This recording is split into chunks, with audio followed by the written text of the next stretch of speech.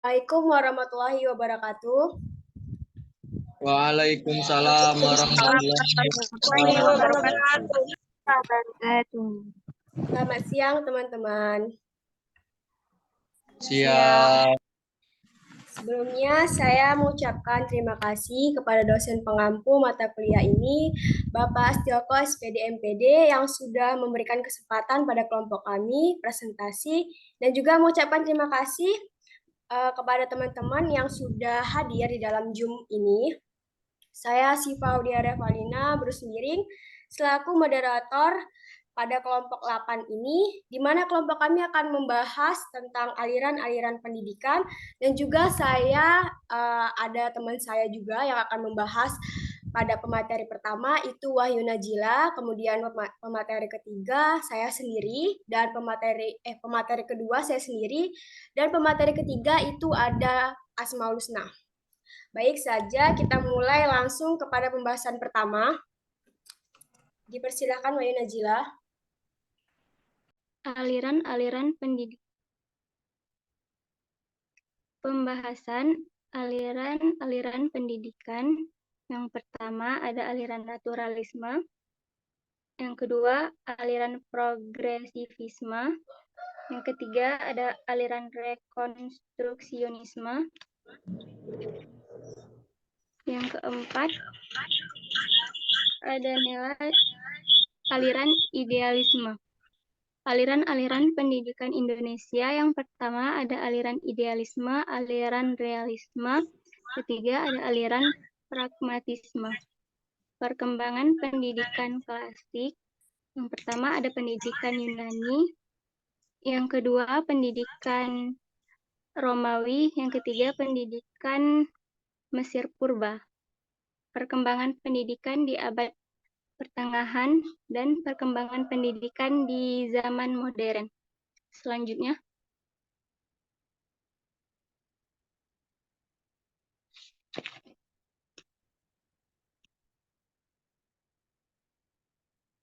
apa itu pendidikan? Pendidikan adalah bidang yang sangat luas dan terdapat berbagai aliran yang berkembang selama bertahun-tahun. Setiap aliran memiliki metode pandangan dan teori sebagaimana pendidikan dijalankan. Selanjutnya,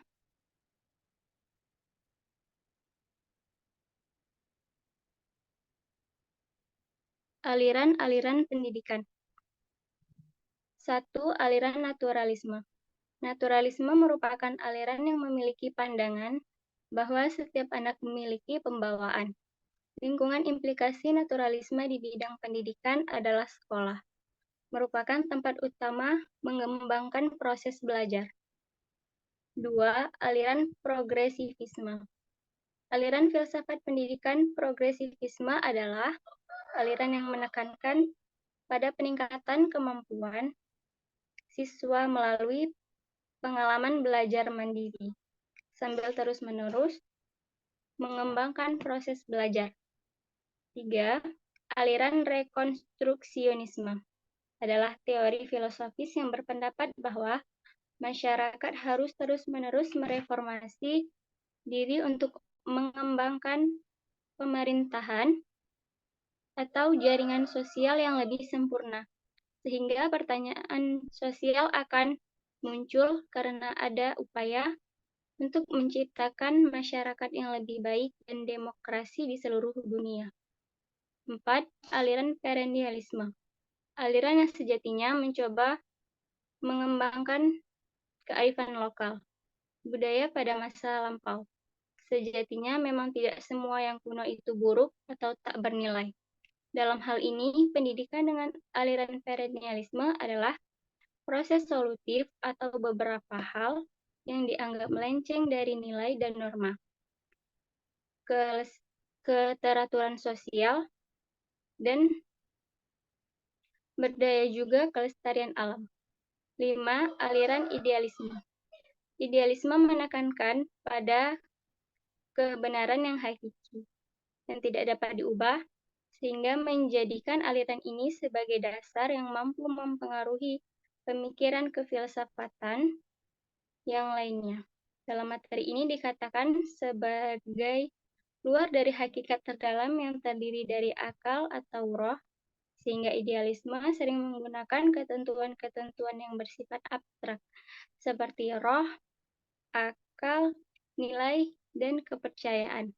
Materi selanjutnya akan disampaikan oleh pemateri kedua. Terima kasih. Baik, pemateri kedua itu saya, aliran-aliran pendidikan di Indonesia. Aliran idealisme. Dalam konsep filsafat idealisme ini ada metafisika atau hakikat realitas, di mana ya realitas ini atau kenyataan sebenarnya bersifat rohaniah. Humanologi atau hakikat manusia yang menjelaskan bahwa jika dikaruniai pikiran rasionalitas sehingga memunculkan kemampuan dalam memilih. Kemudian ada epistemologi atau hakikat pengetahuan. Maknanya pengetahuan yang benar ini diperoleh melalui intuisi dan pengingatan kembali melalui berpikir, dan juga ada aksiologi. Aksiologi ini adalah hakikat nilai yang bermakna seluruh kehidupan manusia diatur oleh moralitas yang diturunkan dari pandangan tentang kenyataan. Kemudian ada aliran realisme. Realisme ini memiliki keterkaitan erat dengan pandangan John Locke bahwa akal, pikiran, dan jiwa manusia tidak lain adalah tabur rasa. Ruang kosong tak ubahnya itu kertas putih, kemudian menerima impresi dari lingkungan. Oleh karena itu, pendidikan ini dipandang dibutuhkan karena untuk membentuk setiap individu agar mereka menjadi sesuai dengan apa yang dipandang. Kemudian ada aliran pragmatisme. Pragmatisme ini berdasar pada logika pengamatan. Maknanya bahwa apa yang ditampilkan manusia di dunia nyata itu fakta individual dan terpisah satu sama lain. Dan juga representasi realitas yang ditampilkan oleh pikiran manusia bukanlah fakta yang umum. Kemudian ada perkembangan pendidikan klasik. Itu ada pendidikan Yunani. Pada masa Yunani kuno ini masa awal kebangkitan filsafat di dunia, karena pada masa ini kepercayaan terhadap mitologi atau tahayul secara berangsur-angsur ini ditinggalkan menuju cara berpikir yang rasional. Terus filsafat Yunani kuno juga merupakan periode yang sangat penting bagi sejarah peradaban manusia karena waktu pola pemikiran manusia ini masih mengandalkan mitos untuk menjelaskan fenomena alam. Bangsa Yunani juga terbagi menjadi dua. Itu ada Sparta dan Athena. Pertama, Sparta itu pendidikan yang mementingkan pembentukan jiwa patriot yang kuat dan gagah berani. Kemudian ada Athena, di mana tujuan pendidikannya itu untuk membentuk warga negara dengan jalan pembentukan jasmani dan rohani yang harmonis. Selanjutnya, materi pendidikan Romawi akan disampaikan dengan pemateri ketiga. Dipersilahkan. Baik, saya akan menjelaskan mengenai pendidikan Romawi. Pendidikan Romawi adalah pendidikan yang mengacu pada sistem di Kekaisaran Romawi kuno. Pendidikan Romawi ini dibagi menjadi dua. Yang pertama yaitu pendidikan pada zaman Romawi lama yang bertujuan membentuk warga negara yang setia dan berani. Pendidikan ini juga dilakukan oleh lingkungan keluarga. Yang kedua yaitu zaman Romawi baru atau Helenisme, adalah aliran kebudayaan yang diciptakan oleh ahli-ahli filsafat Yunani. Tujuannya untuk pembentukan manusia yang harmonis dan juga pendidikan ini lebih memprioritaskan ratio dan juga kemanusiaan. Selanjutnya yaitu pendidikan Mesir Purba. Ciri-ciri pada pendidikan Mesir Purba yaitu sumber pengetahuannya berupa kumpulan-kumpulan nyanyian, pujaan pada dewa-dewa yang diselenggarakan oleh kasta pendeta. Tujuan dari pendidikan ini adalah untuk susila keagamaan. Dan buku yang digunakan dalam pendidikan ini yaitu buku-buku hermetis atau buku suci yang jumlahnya 42 buah yang berasal dari Dewa Tut. Selanjutnya saya akan menjelaskan mengenai perkembangan pendidikan di abad pertengahan. Perkembangan pendidikan di abad ini merupakan zaman solatik atau pelajaran sekolah. Solatik yang dimaksud sebagai usaha ilmiah untuk membuat pelajaran-pelajaran gereja dapat dipahami dengan memberikan bukti-bukti yang logis. Ada beberapa aliran yang mempengaruhi pendidikan ini, seperti aliran religi, reanialisme, reformasi, rasionalisme, dan sosialisme. Pada abad ini, aliran religi sangat berpengaruh dan bersifat akhirat. Hal-hal yang sifatnya duniawi tidak begitu mendapat perhatian pada zaman pendidikan pertengahan ini. Selanjutnya yaitu perkembangan pendidikan di abad modern. Pada abad ini, pendidikan mengalami kemajuan yang sangat pesat. Ada dua penyebab terjadinya kemajuan itu. Yang pertama yaitu revolusi Perancis yang terjadi sejak tahun 1789, berupa kebangkitan kasta ketiga yang menimbulkan gelombang demokrasi hampir di seluruh Eropa. Yang kedua yaitu revolusi industri, perkembangan ilmu pengetahuan, khususnya ilmu-ilmu yang menyebabkan perubahan besar di sektor industri. Perkembangan teknik menghasilkan penemuan-penemuan baru dan memungkinkan munculnya berbagai industri yang sebelumnya dikerjakan dengan tangan, sekarang dikerjakan dengan mesin. Sekian materi dari saya kembalikan kepada moderator. Oke, baik. Pembahasan materi sudah selesai. Saatnya kami akan membuka diskusi lebih lanjut, yaitu diskusi sesi tanya-jawab. Kami hanya membuka dua sesi. Di dalam dua sesi itu ada 3 pertanyaan. Oke, baik, kita lanjut ke sesi kedua.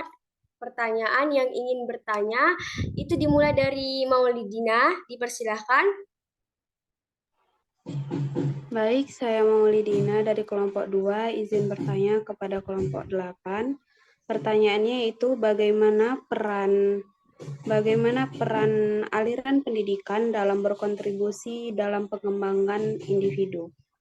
Terima kasih. Selanjutnya Nadia.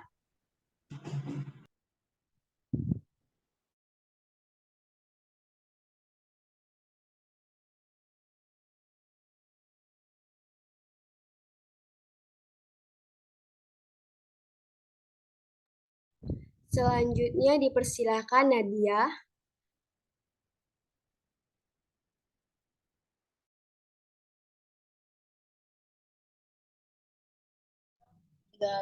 Baik, terima kasih. Saya Nadia Ananda dari kelompok 2. Izin bertanya.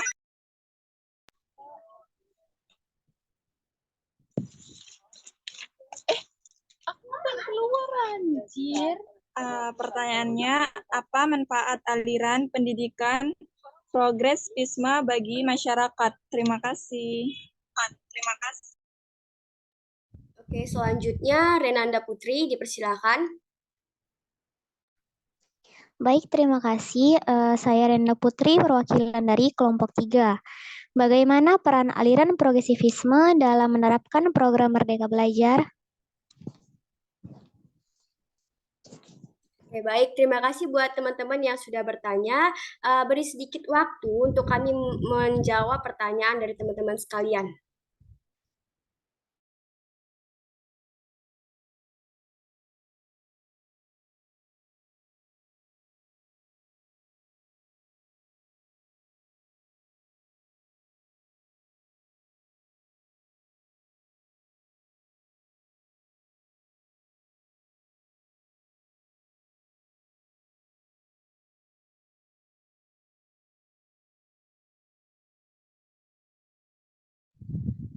Baik, kami akan menjawab pertanyaan dari teman-teman sekalian. Itu dari pertanyaannya Maulidina akan dijawab dengan rekan saya. Dipersilahkan.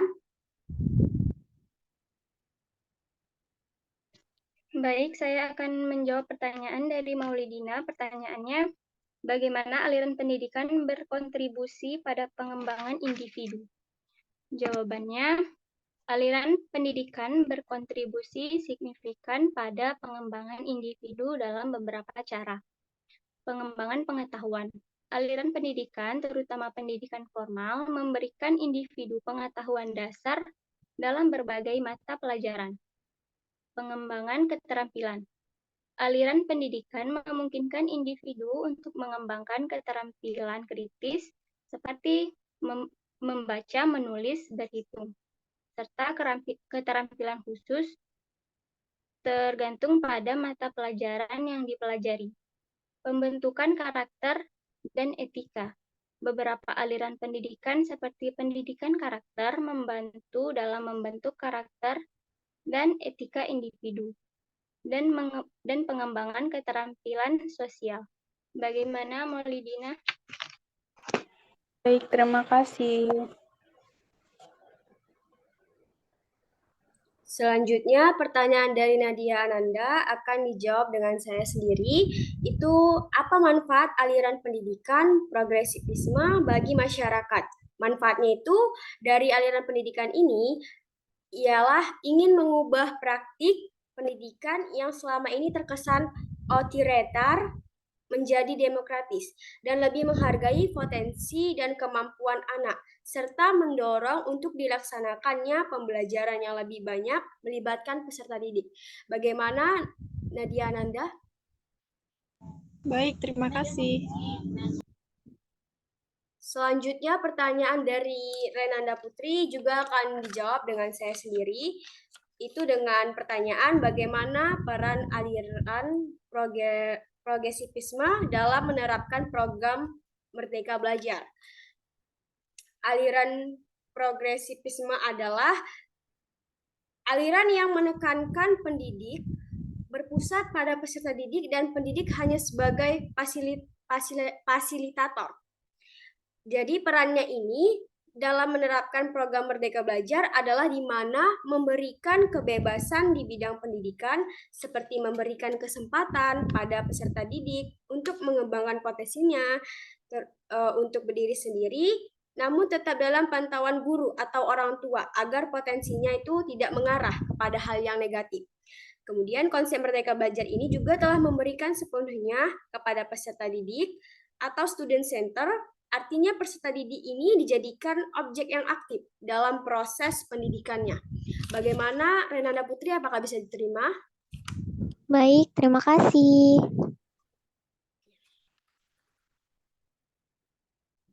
Baik, selesai sudah pembahasan materi kali ini. Saya sebagai moderator, mohon maaf jika ada kesalahan kata. Saya akhiri, wabillahi taufiq walhidayah. Wassalamualaikum warahmatullahi wabarakatuh. Waalaikumsalam warahmatullahi wabarakatuh.